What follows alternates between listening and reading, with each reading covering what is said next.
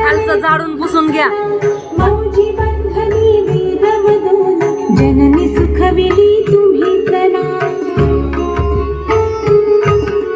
चतुर्थाश्रम जीर्णोद्धारा आश्रम घेऊन तुम्ही तना कृष्ण सरस्वती